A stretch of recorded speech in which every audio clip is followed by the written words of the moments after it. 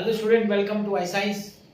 तो आज जैसे कि आपने थंबनेल में देखा होगा, आज का जो क्वेश्चन मैं आपके लिए लाया हूँ सीईटी का जो पीवाईक्यू है, वो जो क्वेश्चन है वो वर्टिकल सर्कुलर मोशन है। मतलब आपका जो चैप्टर रोटेशनल डायनामिक्स है उसमें से मैंने क्वेश्चन लिया हुआ है। थोड़ा मुझे क्वेश्चन थोड़ा अच्छा लगा, तो जैसे कि मैंने कहा कि मैं काफ़ी ध्यान देता हूँ ये समझने में कौन सा क्वेश्चन में थोड़ा ट्रिक हो या थोड़ा सा दो कंसेप्ट मिक्स करके हो, तो ऐसे सब मैं आपके पास लाऊं जिससे कि आपको क्लैरिटी हो जाए किस तरह क्वेश्चंस में ट्विस्ट हो सकता है। दूसरा, मैं आपने देखा होगा कि मेरे हर वीडियो में मैं टॉपिक चेंज करता रहता हूँ, सेम चैप्टर या सेम टॉपिक नहीं लेता हूँ। देखिए इसके पीछे कारण है। कोई सोचेगा कि सर एक ही चैप्टर का पहले कराओ, नहीं, ऐसा नहीं होता है। क्या होता है कि अगर हम लोग एक चैप्टर को ही कराते रहेंगे तो हम लोग इसलिए ट्रेन नहीं हो पाते जब कोई चीज मिक्स होने लगेगी। क्योंकि एग्जाम में तो देखिए सब चैप्टर मिक्स होके आता है, कहीं से भी कुछ भी आ सकता है। अगर हम लोग चैप्टर वाइज पढ़ेंगे तो क्या होता है, एक सेट पैटर्न हो जाता है हमारे दिमाग में। हमारा दिमाग फिर है ना उसको जम्बल्ड अप करके ढूंढने में उसका स्किल नहीं रहता है। तो जब जम्बल्ड अप चीजें होंगी और उसमें अगर आप अपने आप को टेस्ट करेंगे तब आपका रियल स्किल डेवलप होता है। इसीलिए मैं टॉपिक्स चेंज करता रहता हूँ, चैप्टर चेंज करता रहता हूँ। फिर 2-4 लेक्चर के बाद वापस हम लोग वो चैप्टर पे आ जाएंगे, दैट इज ओके। लेकिन कंटिन्यूअसली नहीं होना चाहिए, नहीं तो फिर क्या होता है, ब्रेन उसके लिए ट्रेन नहीं हो पाता। चलिए स्टार्ट करते हैं आज का। तो जैसे कि मैंने कहा कि वर्टिकल सर्कुलर मोशन रीड करता हूं आपके लिए। क्वेश्चन है, a body is just resolve in a vertical circle of radius r when the body is eight highest point. जब एकदम हाईएस्ट पॉइंट पे पहुंच गया द स्ट्रिंग ब्रेक हो जाता है। The horizontal distance covered by the body after the string breaks। मैंने आपको एक टॉपिक तो बताया, ये जो टॉपिक है ये आपका वर्टिकल सर्कुलर मोशन है, लेकिन इस 2 लाइन के क्वेश्चन में एक और टॉपिक छुपा हुआ है। जब तक मैं वहां पहुंचता हूं सोचिएगा, अब देखिएगा आप सही निकलते कि नहीं। तो उस टॉपिक चालू होने से पहले, जैसे कि मैं हर बार करता हूं, मैं पहले आपको इसका कंसेप्ट समझाऊंगा। वर्टिकल सर्कुलर मोशन आप लोग तो जानते होंगे, बहुत लोग जानते होंगे इसके बारे में। तो वर्टिकल सर्कुलर मोशन एक तरह का नॉन यूनिफॉर्म सर्कुलर मोशन है, जहां पे बॉडी वर्टिकल सर्कुलर में मूव करती है। ये आपका वर्टिकल सर्कुलर, ये बॉटम है, ये टॉप है। इस तरीके से बॉटम से टॉप, बॉटम से टॉप, बॉटम से टॉप, इस तरीके से body vertical circular motion perform करती है। अब यहाँ पे स्ट्रिंग है, देखो वर्टिकल सर्कुलर मोशन बेसिकली 2 तरह के होते हैं अगर देखा जाए तो। एक होता है कंट्रोल्ड, जैसे अगर आप यहाँ पे जाएंगे जो पार्क वार्क में जहाँ पे गेम्स होता है और वहाँ पे जायंट व्हील होती है ना, ऊपर से नीचे, नीचे से ऊपर, वो भी आपको ऊपर से नीचे लेके जाता है। कहीं वाटर पार्क में भी होता होगा। तो यहाँ पे जो वर्टिकल सर्कुलर मोशन है वो कंट्रोल्ड है, मशीन से कंट्रोल किया जाता है। इनफैक्ट आपने देखा होगा ऊपर रुक भी जाता है। कई बार ऐसा घूमते हुए ऊपर, आप ऊपर एकदम ऊपर रुक गए, वो हिल नहीं रहा है, तो कंट्रोल्ड है। हम लोग उसकी बात नहीं कर रहे, हम लोग का बात करें जो बिना कंट्रोल के, ओनली एक्टिंग अंडर ग्रेविटी, जो सिर्फ ग्रेविटी से अफेक्टेड है, हम उस वर्टिकल सर्कुलर मोशन की बात कर रहे हैं। तो एक धागा हम लोग लेते हैं। धागा देखिए यहाँ पे एक बॉडी है और जैसे कि उन्होंने मेंशन किया एक स्ट्रिंग है और रेडियस r है। तो चलिए देख लेते हैं, यहाँ पे सेंटर ले लेता हूँ इस वर्टिकल सर्कुलर मोशन का सेंटर, ठीक, और ये है आपका धागा। अब ये क्वेश्चन जो है सिर्फ टॉप पोजीशन की बात कर रहा है, तो मैं और सब पोजीशन को इस समय डिस्कशन में नहीं ला रहा। ओके, अब आपका जो टॉप पोजीशन पे यहाँ पे आपका जो बॉडी है, जब इस समय टॉप पोजीशन पे है तो इस पे कौन कौन से फोर्सेस एक्ट होते हैं जरा सोचिएगा। देखिए सबसे पहला फोर्स, जब अगर इस बॉडी का मास m है, इस बॉडी का मास m है, तो एक जो फोर्स डाउनवर्ड्स एक्ट होगा वो हम लोग सब जानते हैं, वो आपका वेट ऑफ द बॉडी होगा, विच इज mg, है कि नहीं। दूसरा जो फोर्स एक्ट होगा वो स्ट्रिंग का जो टेंशन है, और ये tension force will be acting like a something like a you can say centripetal toward the center। तो एक टेंशन फोर्स भी एक्ट हो रहा है डाउनवर्ड्स, या हम लोग बोल सकते हैं टुवर्ड द सेंटर। अब ये net force is acting downwards, इसको बैलेंस करने वाला जो फोर्स है आउटवर्ड, वो होगा आपका सेंट्रीफ्यूगल फोर्स। तो यहाँ पे जो इक्वेशन बनता है, ध्यान रखिए मैं क्या बोल रहा हूँ, यहाँ पे जो इक्वेशन बनेगा वो बनेगा T plus mg is equal to mv square by r। I hope you got this point. ये बेसिक है, सर्कुलर मोशन का बेसिक है। जब भी कोई बॉडी सर्कुलर मोशन परफॉर्म करती है तो उसका जो सेंट्रीपिटल फोर्स होता है उसको बैलेंस करता है सेंट्रीफ्यूगल फोर्स। अब ये जो दोनों फोर्सेस हैं ये एक्ट कर रहे toward the centre of the circle या डाउनवर्ड्स आप बोल सकते हैं, उसको बैलेंस किया जा रहा है by mv square by r which is our centrifugal force. अब देखिए ये जो बॉडी गोल घूम रही है, ऊपर इसको कुछ भी स्पीड हो सकता है, कुछ भी, हाँ, मगर उतनी होनी चाहिए कि वो घूम सके। कभी कभी ऐसा हो सकता है कि बॉडी ऊपर जाओ सीधा नीचे गिर जाए, धागा आपने लिया आप घुमा रहे, बॉडी ऊपर जाओ नीचे गिर जाए सीधा आगे जाए ना। इसका क्या मतलब, उस समय जो ऊपर वेलोसिटी थी ना, स्पीड, वो थोड़ी कम थी, वो कम होने से ना वो अपना मोशन परफॉर्म कंप्लीट नहीं कर पा रही थी।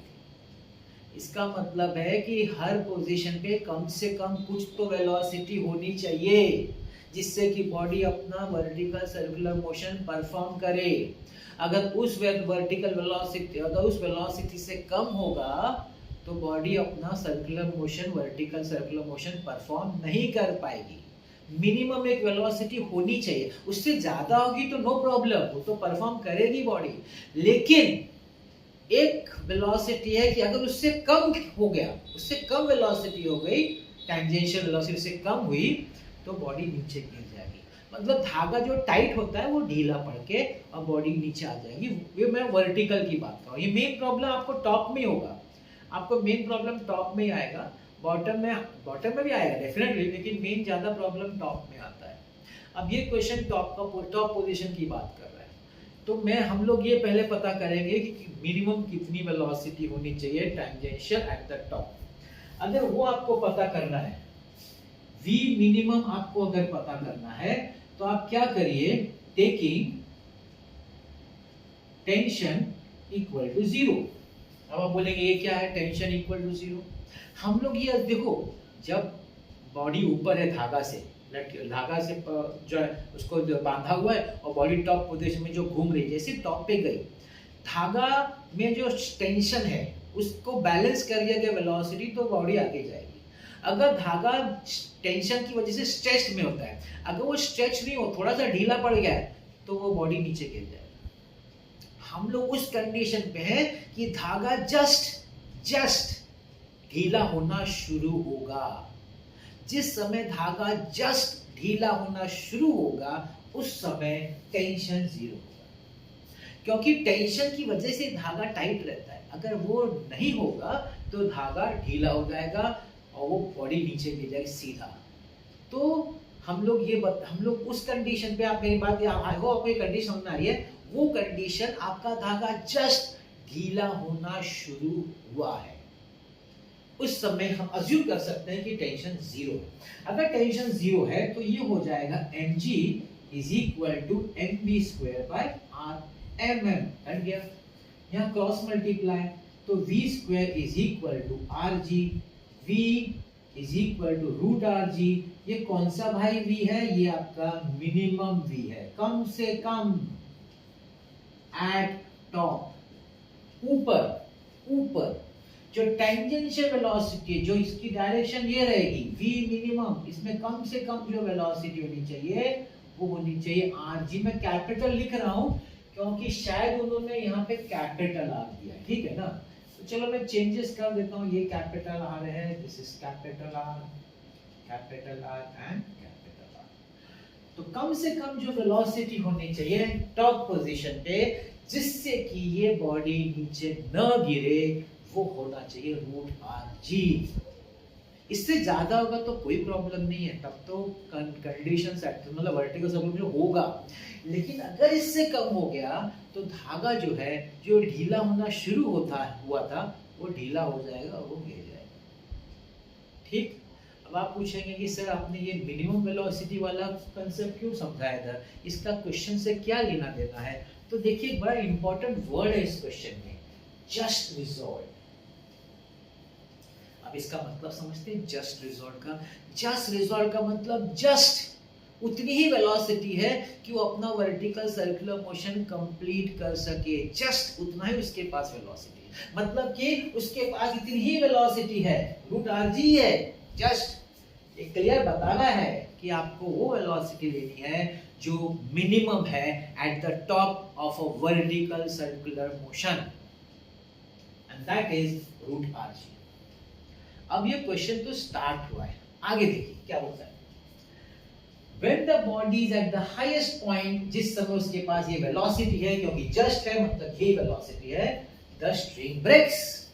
अब खेल शुरू हुआ इधर, यहाँ पे अब खेल शुरू हो रहा है। क्या खेल शुरू हो रहा है कि जिस समय body circular vertical circular motion perform कर रही है, जिस समय वो टॉप पे पहुंचती है जहां पे उसकी वेलोसिटी जस्ट रिजॉल्व है मतलब रूट आर जी है, उस समय ये धागा टूट जाता है। String breaks at top when V is equal to root RG, string breaks। ये है खेल इस क्वेश्चन का। स्ट्रिंग ब्रेक हो गया। अब क्या पूछ रहा है, ये पूछ रहा है कि जब स्ट्रिंग ब्रेक होगा तो ये जो बॉडी, जो स्ट्रिंग टूट गया, अब ये बॉडी कितना हॉरिजॉन्टल डिस्टेंस कवर करेगी। मतलब अब यहां से हॉरिजॉन्टल मतलब horizontal straight line, not downward. Horizontal direction में बॉडी कितने आगे तक जाएगी before it touches the ground. अब पहली बात आप क्या सोचेंगे, सर धागा टूटा तो बॉडी तो नीचे गिर नहीं ना। क्यों नहीं? क्योंकि धागा टूटने के बावजूद बॉडी के पास ये वेलोसिटी है ना, हॉरिजॉन्टल वेलोसिटी, तो धागा टूटने के बावजूद भी बॉडी आगे कंटिन्यू करेगी अपना motion because of inertia. It will continue its motion. अब क्या होने वाला है, दो चीज होने वाली है। बॉडी का खुद को हॉरिजॉन्टल वेलोसिटी तो है रूट आर जी, और धागा टूटने की वजह से अब ग्रेविटी उसको नीचे खींचेगी, क्योंकि वो उसकी वेलोसिटी तो धागा तो जो टेंशन था जिसने उसको कंट्रोल करके रखा तो है ही नहीं, धागा है ही नहीं। Now the body is also going to fall vertically downwards, लेकिन वो vertically downwards नहीं जाता। तब क्या होने वाला है, देखिए क्या होने वाला है। अभी आपकी बॉडी है टॉप में, ये जा रहा है, ये आपका है horizontal velocity root R G, और धागा टूटने की वजह से वर्टिकल डाउनवर्ड्स ग्रेविटी उसको नीचे खींच रही है। क्या होने वाला है, मैंने आपको बोला था कि इस टॉपिक में दो कंसेप्ट है। कौन सा है दूसरा कंसेप्ट? इन दोनों की वजह से बॉडी का जो मोशन होगा न हॉरिजॉन्टल होगा न वर्टिकल होगा, वो कुछ इस पाथ में होगा। और अगर हम लोग ये अज्यूम करें, कि ये हमारा सर्कल है, वर्टिकल सर्कल है, तो इसका जो ग्राउंड लेवल होगा वो ये होगा। वो क्या जानना चाहते हैं कि ये जो इस पॉइंट से यहाँ तक जो बॉडी ग्राउंड पे गिरी है, ये हॉरिजॉन्टल डिस्टेंस कितना है, how much is this horizontal distance. चलो मैं इसको आर से गिनूं रहा हूं, जिसको तो समझा कौन सा टॉपिक है। This is from projectile motion. तो it is something like a range, horizontal कितना रेंज, एग्जैक्ट रेंज नहीं, चलो मैं फिर भी आर से डिनोट करता हूं। ये हॉरिजॉन्टल डिस्टेंस कितना ट्रैवल करेगी body before the body touches the ground. So it is following a parabolic path, projectile motion।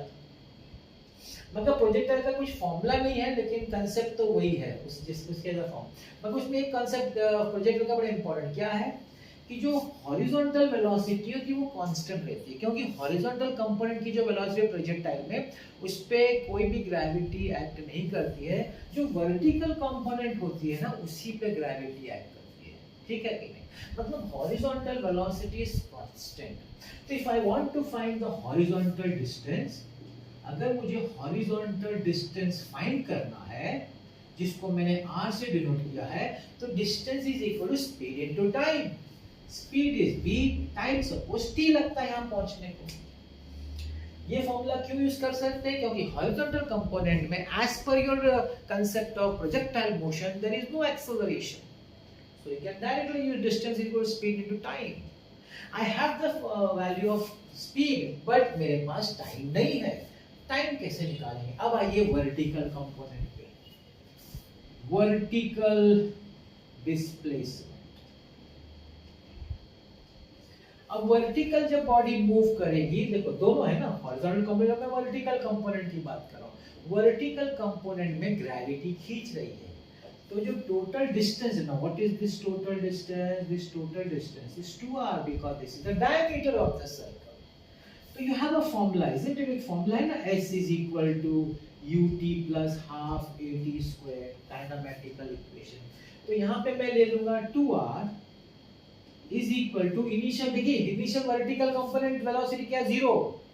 Please remember that, ये जो वेलोसिटी है that is horizontal component, not vertical component. Vertical component की initial velocity 0 है, half g t square. तो यहां से आपको time मिलेगा, cross multiply 4r upon g is equal to t square, therefore t is equal to root of 4r upon g। मुझे t मिला। इतना टाइम लगेगा इस बॉडी को टॉप से बॉटम पे यहां तक पहुंचने में। लेट्स सब्स्टिट्यूट, हम लोग करते हैं substitute. r is equal to, v यहां से लिख रहा हूं, अरे 2r हो गया, सॉरी मुझे चेंज करना पड़ेगा, देखो फिर से चेंज करना पड़ रहा है।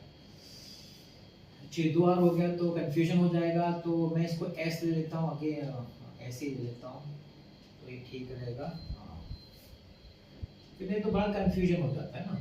S, तो S मैंने हॉरिजॉन्टल डिस्टेंस को S लिया क्योंकि ऑलरेडी R था, मैं ध्यान नहीं दिया, वो रेडियस का R था इधर। ठीक है, तो V हो गया आपका RG into root of T आपका है 4R upon G।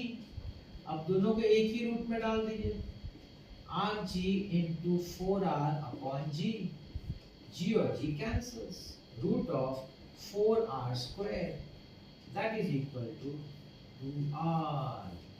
This, the horizontal distance covered by the body after the string breaks when it is moving with this velocity, वो जो horizontal distance cover करेगी that is equal to 2r.